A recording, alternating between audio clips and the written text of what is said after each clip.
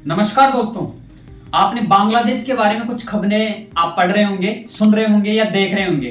दोस्तों, आपने उन खबरों के अंदर एक चीज कॉमन देखी होगी कि वहां पर जो स्टूडेंट है वो दंगे कर दिए हैं और वहां की जो पीएम है उसे देश छोड़ने के लिए मजबूर कर दिया है और वहां पर अभी भी दंगे हो रहे हैं। लेकिन क्या आपने एक बार ऐसा सोचा है कि क्या इनके मुख्य क्या कारण रहे हैं जिसके कारण इतना बड़ा बवाल है, इतने बड़े दंगा है, इतनी बड़ी तख्ता पलट बांग्लादेश में हुई है? तो दोस्तों, इस वीडियो के अंदर हम इसी बात पर चर्चा करेंगे कि क्या मुख्य कारण रहे हैं। एक एक कारण को जानने की पूरी कोशिश करेंगे।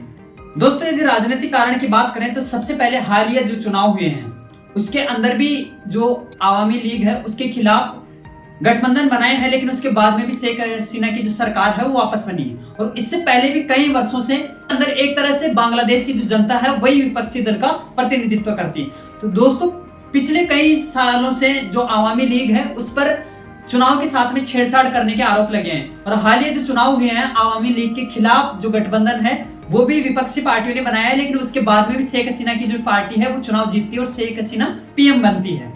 और इन्हीं कारणों की वजह से बांग्लादेश के अंदर हम बनाम वो, मतलब कि जो आवामी लीग है बनाम उसके विपक्षी जो हैं, इसकी स्थिति भी वहां पर उत्पन्न हुई है। ये तो हुए राजनीतिक कारण। इसके बाद में हम बात करते हैं कि आर्थिक कारण क्या रहे हैं।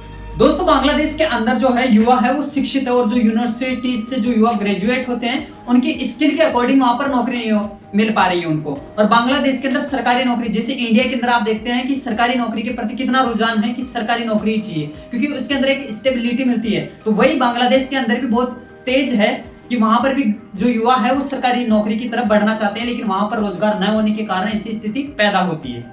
साथ में जो बांग्लादेश के जो युवा है वो बांग्लादेश के अंदर एक कोटा प्रणाली, मतलब रिजर्वेशन की जो प्रणाली है वो वहां पर प्रचलित है, तो उससे भी परेशान है क्योंकि जो 1971 का जो युद्ध हुआ उसके अंदर जो क्रांतिकारी जो शहीद वहां के जो भी लोग उसमें पार्टिसिपेट करे उनके जो रिश्तेदार हैं उनको, वैसे तो ये माना जाता है कि बांग्लादेश के अंदर 50% रिजर्वेशन है, लेकिन जो 50% है उसमें से भी 30% जो उस टाइम पर भाग उन्होंने लिया उनके रिश्तेदारों के लिए सुनिश्चित किया गया है, जिसमें माना कि 10 वैकेंसी आ रही है तो उसके अंदर 3 जो सीटें हैं वो आरक्षित है उन लोगों के लिए। तो ये भी एक बड़ा बवाल का कारण रहा है। दोस्तों, इसके अंदर एक आरोप ये भी लगता है कि जो आवामी लीग है उसके अंदर जो लोग हैं उन्हीं को इस कोटे का, इस रिजर्वेशन का ज्यादा फायदा मिलता है क्योंकि उस समय जो युद्ध के अंदर भाग लिए थे वो अधिकतर लोग आवामी लीग के सदस्य हैं। तो ये भी एक आरोप का कारण रहता है। बांग्लादेश के अंदर 2008 के बाद में जो भी विकास हुआ उसका जो श्रेय है शेख हसीना को जाता है क्योंकि उनके बाद में उन्होंने जो कार्यकाल उनका रहा उसके अंदर बांग्लादेश के अंदर बहुत विकास हुआ है।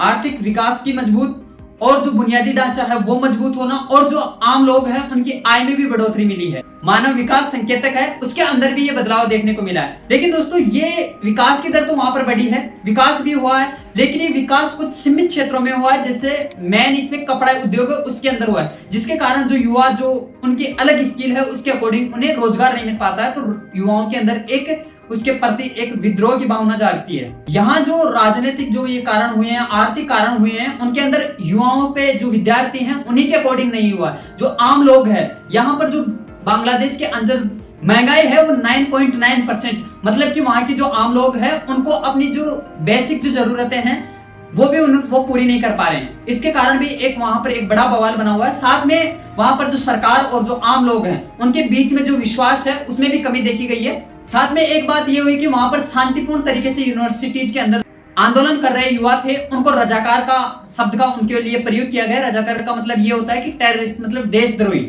उनको वो घोषित करना और साथ में उनके जो आंदोलन थे उनके ऊपर सेना को शामिल करके उन पर गोलियां चलाने का भी एक मुद्दा सामने आया है। तो इस सभी कारणों दोस्तों मिलकर एक बड़ा विद्रोह खड़ा करता है और उसके कारण जो जनता है वो बेबस हो जाती है और वो बड़े विद्रोह की तरफ बढ़ते हैं और जिसके कारण बांग्लादेश की शेख हसीना पीएम को देश तक छोड़ने को मजबूर होना पड़ा। और ये कुछ बेसिक कारण हुए हैं जो मैं आप तक पहुंचाने की पूरी कोशिश की है। नमस्कार, जय हिंद।